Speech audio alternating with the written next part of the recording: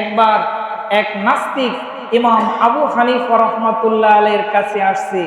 এই নাস্তিককে তৎকালীন সময় কেউ যুক্তির মাধ্যমে হারাতে পারে না। নাস্তিক ইমাম আবু হানিফা রাহমাতুল্লাহ আলাইহির কাছে আসছে, এসে বলছে, তোমার কাছে আমার কিছু প্রশ্ন আছে। কি আছে? তোমার কাছে আমার কিছু প্রশ্ন আছে। ইমাম আবু হানিফা রাহমাতুল্লাহ আলাইহি বলেন, কি প্রশ্ন? নাস্তিক এক নাম্বার প্রশ্ন করলো যে খোদা কবে থেকে জন্মগ্রহণ করেছে, আল্লাহ তাআলা কবে জন্মগ্রহণ করেছে। যেহেতু সে নাস্তিক, সে এই প্রশ্ন করেছে। ইমাম আবু হানিফা রাহমাতুল্লাহ আলাইহি বলেন, আল্লাহ তাআলার জন্মের কোনো সময় নাই, তিনি আগেও যেই রকম পরও সেই রকম, তার সাথে সময়ের কোনো তুলনা হয় না। কেননা তিনি হলেন সময়ের সৃষ্টিকর্তা। তিনি কখন জন্মগ্রহণ করেছেন এর নির্দিষ্ট কোনো বিষয় নাই। নাস্তিক বললেন, এটা আমি মানি না, আমাকে যুক্তির মাধ্যমে তুমি আমাকে বুঝাও, যুক্তির মাধ্যমে তুমি আমাকে বুঝাও। ইমাম আবু হানিফা রাহমাতুল্লাহ আলাইহি বলেন, তাহলে তুমি বলো 3-এর আগে কোন সংখ্যা? নাস্তিক বলল 2। ইমাম আবু হানিফা আবার বললেন, 2-এর আগে কোন সংখ্যা? নাস্তিক বলল 1। আবার ইমাম আবু হানিফা বললেন, তাহলে 1-এর আগে কোন সংখ্যা এইটা তুমি বলো। নাস্তিক এবার বলতে পারে না, বলে 1-এর আগে কোনো সংখ্যা নাই। আছে 1-এর আগে কোনো সেরকম সংখ্যা নাই, তেমনিও আল্লাহ তাআলা এক, তার আগে কোনো কিছু নাই, পরেও কিছু কেউ নাই, তিনি হলেন সর্বস্রষ্টা, তার সাথে কোনো কিছু তুলনা হয় না। 2 নম্বরে নাস্তিক আবার প্রশ্ন করেছে, তাহলে তোমার আল্লাহ কোন দিকে ফিরে আছে, এখন কোন দিকে ফিরে আছে? ইমাম আবু হানিফা রাহমাতুল্লাহ আলাইহি বললেন, তুমি কি অন্ধকার রাত্রে যে মোমবাতি জ্বলে, এই মোমবাতি কি তুমি দেখেছো? নাস্তিক বলল, হ্যাঁ। এবার ইমাম আবু হানিফা রাহমাতুল্লাহ আলাইহি বলে, তাহলে তুমি বলো মোমবাতির আলো কোন দিকে ফিরে থাকে রাত্রবেলা যখন মোমবাতি জ্বলে? নাস্তিক বলল, মোমবাতির আলো তো চতুর্দিকে ফিরানো থাকে, সে চতুর্দিকে আলো দেয়। এবার ইমাম আবু হানিফা রাহমাতুল্লাহ আলাইহি বলেন, তাহলে আল্লাহ তাআলাও চতুর্দিকে ফিরে আসে। 3 নম্বরে নাস্তিক প্রশ্ন করলেন, তাহলে তোমার আল্লাহ কেমন? তোমার আল্লাহ কি তরল নাকি কঠিন নাকি বায়ুবী, কি রকম? ইমাম আবু হানিফা রাহমাতুল্লাহ আলাইহি বলে, তুমি কি কখনো মৃত্যু মানুষ দেখেছো? বলে যে হ্যাঁ দেখেছি। বলে ওই মানুষটা এক সময় জীবিত ছিল, কথা বলছিল কিনা? বলে হ্যাঁ। তাহলে এখন যে মৃত্যু হলো এর কারণ কি? বলে তার ভিতরে যে রূহ ছিল, আত্মা ছিল, এই আত্মা না থাকার কারণে সে মৃত্যুবরণ করেছে, কথা বলতে পারে না। ইমাম আবু হানিফা বলেন, তুমি কি সেই আত্মা দেখেছো? সেটা কি তরল নাকি কঠিন নাকি বায়ুবী? তখন নাস্তিক বলল যে না, এটা তো দেখা যায় না।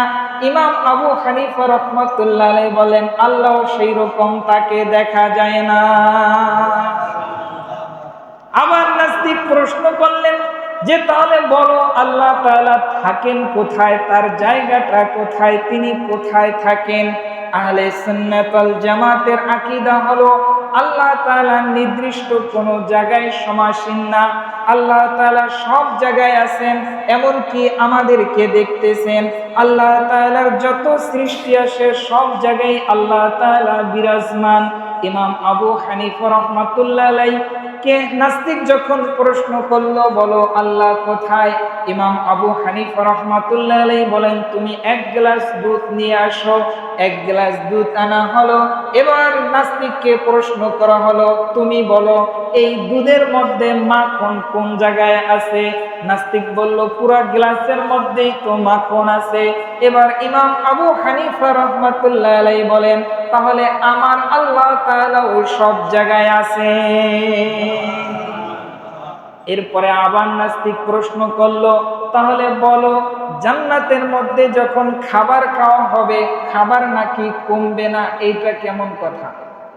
জান্নাতের মধ্যে যখন আপনি খাইবেন, এটা কমবে না, বৃদ্ধি পাইবে, বলুন না সুবহানাল্লাহ। নাস্তিক বলতেছে যে আমরা তো স্বাভাবিকভাবে একটা প্লেট থেকে যখন ফল খাই, তখন ফল বাড়ে না কমে? কথা বুঝেন নাই? আপনি যদি প্লেটের মধ্যে থেকে খাবার খান তাহলে খাবার তো আস্তে আস্তে কমতে থাকবে, বাড়বে না। তো নাস্তিক প্রশ্ন করেছে যে জান্নাতে নাকি খাবার খাওয়ার পরে সেটা বৃদ্ধি পাইবে, এটা কেমন কথা? যুক্তি দাও, কি করো, যুক্তি দাও। ইমাম আবু হানিফা রাহমাতুল্লাহ আলাইহি তাকে এবার যুক্তি দিলেন যে তোমার মধ্যে কি জ্ঞান আছে, বুদ্ধি আছে কিনা? বলে যে হ্যাঁ। তুমি কি জানো, জ্ঞান যদি মানুষকে শিক্ষা দেওয়া হয়, মানুষকে দেওয়া হয়, এইটা কমে নাকি বাড়ে? এটা বাড়ে। কি করে বাড়ে? কিভাবে বাড়ে? ধরেন আমি একটা সূরা পারি, এই সূরাটা যদি আমি 5 জন মানুষকে শিক্ষা দেই তাহলে জ্ঞানটা কি কমছে নাকি বাড়ছে? এখন হয়ে গেছে 6 জনের সূরাটা পারে, তার মানে জ্ঞান এইটা আপনি যত মানুষকে দিবেন, যত মানুষকে শিখাবেন, জ্ঞান কখনো কমে না, এটা বৃদ্ধি পায়। বলুন না সুবহানাল্লাহ। ইমাম আবু হানিফা রাহমাতুল্লাহ আলাইহি বলেন যেভাবে মানুষের জ্ঞান বৃদ্ধি পায় ঠিক তদ্রূপ জান্নাতের মধ্যে মানুষ যখন খাবে তখন খাবারগুলো এইভাবে করে করে বৃদ্ধি পাবে। এবারও নাস্তিক আবার প্রশ্ন করলেন, তাহলে বলো জান্নাতে নাকি টয়লেট নাই? কি নাই? জান্নাতে কোনো টয়লেট নাই। জান্নাতে যখন মানুষ খাবার খাবে সেটা কিভাবে শেষ হয়ে যাবে? যুক্তির মাধ্যমে তুমি আমাকে বুঝাও। কিসের মাধ্যমে? যদিও হাদিসের মধ্যে আছে জান্নাতীরা একটা ডেক দেবেন, ডেউকের সঙ্গে সঙ্গে সব শেষ হয়ে যাবে। বলছে এটা আমি মানি না, আমাকে যুক্তির মাধ্যমে তুমি আমাকে রেফারেন্সের মাধ্যমে বুঝাও। প্যারা হাজরিন, ইমাম আবু হানিফা রাহমাতুল্লাহ আলাইহি তাকে বললেন, ও নাস্তিক, তুমি কি কোনো গর্ভধারিণী শিশুকে মাকে দেখেছো কিনা? বলে যে হ্যাঁ দেখেছি। মায়ের গর্ভে যে শিশু সন্তান থাকে, এই শিশু সন্তান জীবিত থাকে নাকি মৃত্যু থাকে? বলে জীবিত থাকে। বলে এই শিশু সন্তান খাবার গ্রহণ করে কি করে না? বলে যে হ্যাঁ করে। মায়ের নাভির সঙ্গে ওই শিশুর নাভির সঙ্গে একটা কানেকশন থাকে, মা যেই খাবার খায় এই অংশ থেকে ওই শিশু ওখানে একটা খাবার যায়। বলে ওই শিশু কি ওইখানে কখনো টয়লেট করে কিনা, কোনো কিছু করে কিনা, ইউরিন পাস করে কিনা? বলে যে না, সেরকম কোনো তো ব্যাখ্যা নাই। বলে এইটা যেভাবে নিঃশেষ হয়ে যায়, আল্লাহ তাআলা শেষ করে দেয়, ভ্যানিশ করে দেয়, ওই জান্নাতের মধ্যেও মানুষ যখন খাবে ওটা আল্লাহ তাআলা ভ্যানিশ করে দিবে।